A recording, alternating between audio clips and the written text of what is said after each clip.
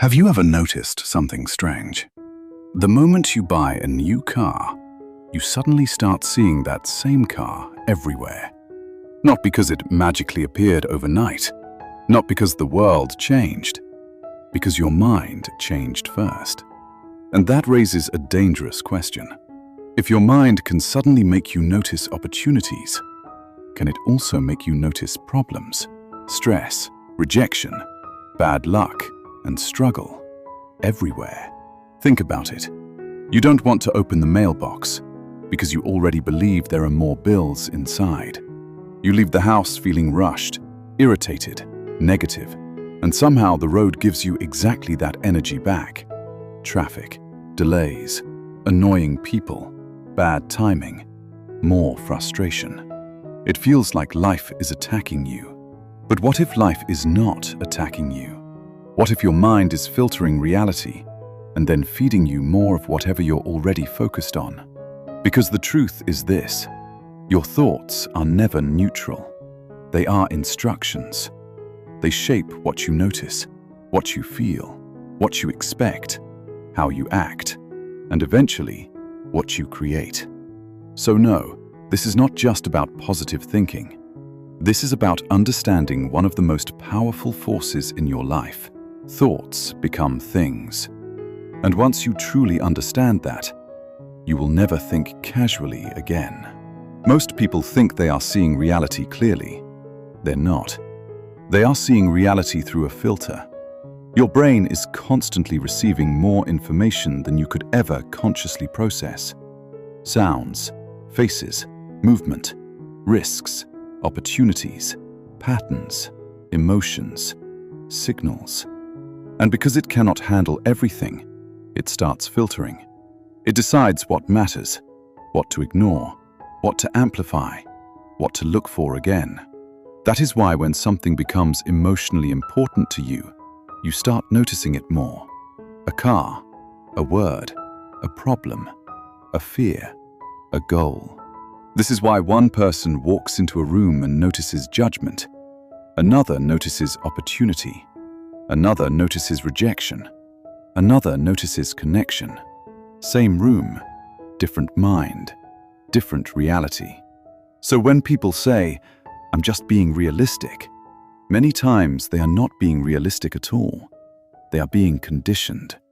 They are seeing through old programming, old pain, old assumptions, old expectations. And the more often a thought repeats, the more familiar it becomes. The more familiar it becomes, the more believable it feels. And the more believable it feels, the more it begins to shape your world. Not because thought is magic, but because thought influences attention. Attention influences emotion. Emotion influences behavior. Behavior influences outcome. That chain changes lives. So yes, thoughts become things. Not instantly, not mechanically, but powerfully. Because what dominates your inner world begins to organize your outer world. Expectation is one of the most underestimated forces in human behavior. Because once you expect something, you begin cooperating with that expectation without realizing it. If you expect rejection, you become guarded. If you expect stress, you become tense before anything even happens. If you expect bad news, you scan for proof. That is why the unopened mailbox becomes so powerful. The fear is not in the mailbox. The fear is in the meaning you already assigned to it. You don't open it calmly. You approach it with resistance. Your body tightens. Your mind predicts loss. Your emotions prepare for frustration. And then, even before reading anything, you are already experiencing the reality you feared. This is what most people do all day long. They rehearse pain in advance. They emotionally pre-live the worst-case scenario. They practice disappointment before life even responds. And then they wonder why their day feels heavy. Because the mind does not just observe life, it participates in it. When you wake up already irritated, you speak differently. You drive differently. You react differently. You interpret differently.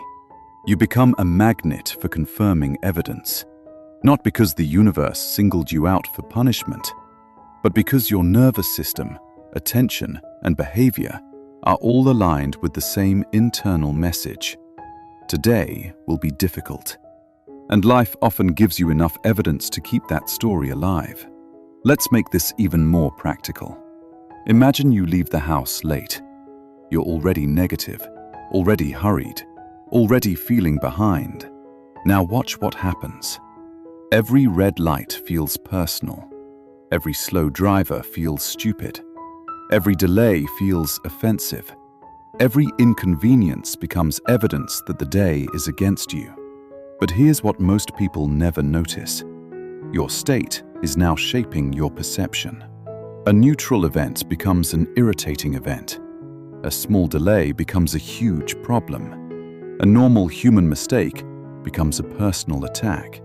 And because your body is now under stress, your reactions intensify everything. You miss details. You become less patient. Your decisions get worse. Your tone gets sharper. And suddenly, your outer world mirrors your inner chaos. This is why two people can drive the exact same road and have two completely different experiences. One person sees obstacles everywhere. The other sees a minor inconvenience and moves on. One arrives drained. The other arrives stable. Same road, different mind. And that is the real lesson. Your thoughts don't just affect what may happen in the future. They shape how you experience the present. They tell your body whether to brace or breathe. They tell your eyes what to look for. They tell your emotions what to amplify. They tell your behavior what role to play. So if you start the day in stress, you often create a stress-shaped day. Not always, but often enough to change the direction of your life. Now, let's be clear. When people hear thoughts become things, some immediately imagine fantasy. They think it means, just think about something and it appears. That is not the point. The deeper truth is more practical, and in many ways, more powerful. Your repeated thoughts condition your nervous system. They influence your emotional baseline. They shape the identity you act from. And from that identity, you make choices. You take action or avoid action. You speak up or stay silent. You notice openings or miss them. You persist or quit too early. That is why two people can have the same desire, but different results. One says, I want a better life, but thinks all day in limitation, fear, and defeat. The other says the same words, but trains their attention, energy, and behavior in a different direction. Same desire, different internal programming, different outcome. Because your dominant thoughts become your emotional home, and your emotional home becomes your behavioral pattern, and your behavioral pattern becomes your life.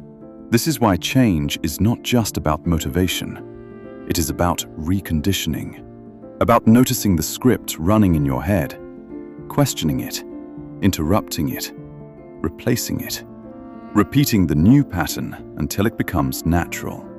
That is how a thought becomes a thing, through repetition, through emotion, through identity, through action, through consistency.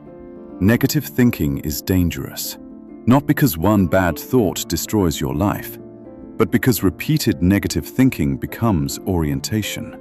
It becomes the direction your mind leans. And once your mind leans in a direction long enough, your life starts leaning with it. If you keep thinking, something will go wrong, you begin living defensively. If you keep thinking, nothing ever works for me, you stop bringing full energy to opportunities. If you keep thinking, people always disappoint me, you begin closing before connection even has a chance. The tragedy is that most people don't even realize how loyal they are to their own suffering. They repeat the same sentences so often, They mistake them for truth. I'm always stressed. I'm unlucky. I'm behind. I can't catch a break. Life is hard. People are difficult. Money disappears. Every time I look in the mailbox, it's another problem. And every repeated phrase becomes another brick in the structure of identity. Eventually, you no longer say, I feel stressed. You become, I am a stressed person. That shift is enormous. Because once a pattern becomes identity, the mind will protect it, even if it hurts you. So if you want a different life, you cannot keep worshipping the language of the old one. You cannot keep feeding fear and expecting peace. You cannot keep rehearsing defeat and expecting confidence. You cannot keep scanning for problems and expecting possibility to feel obvious. Thoughts become things, especially when they become identity. So how do you change this? Not by pretending everything is perfect, not by lying to yourself, not by forcing fake positivity over real pain. You change it by becoming conscious. First, notice the thought. Catch it in real time, not after the damage is done, not at the end of the day, in the moment. Second, ask what that thought is creating. Is it opening you or closing you? Is it making you more present or more reactive? Is it moving you toward possibility or deeper into an old pattern? Third, replace the thought with one that is both stronger and truer. Not fantasy, direction. Instead of, something will go wrong, try, I will handle what comes. Instead of, here we go again, try, I don't need to repeat this pattern. Instead of, there are probably more bills in there. Try, I will face what is real, not what I fear. Instead of driving in anger and tension, pause and say, I choose the energy I bring into this moment. That is power. Because the goal is not to control the world. The goal is to stop letting unconscious thought control you. And once that changes, your body changes. Your attention changes. Your energy changes. Your choices change. And over time, so does your life. And if this idea is resonating with you, then this is bigger than one video. Because understanding that thoughts become things is only the beginning. If you really want to go deeper into how internal programming shapes your reality, then watch the other videos on this channel. Because this channel is built to help you understand how thought, language, emotional conditioning, and mental patterns influence the life you live every day. If you want to learn how your inner dialogue affects behavior, how repeated language shapes identity, and how to stop running old mental programs without realizing it, then keep going. Watch the previous videos. Watch the next one after this, because each one adds another layer. And the more you understand your mind, the less controlled you are by it. So the next time you say, it's just a thought, remember this. A thought is never just a thought. A thought can become a feeling. A feeling can become a state. A state can become a behavior. A behavior can become a pattern. And a pattern can become a life.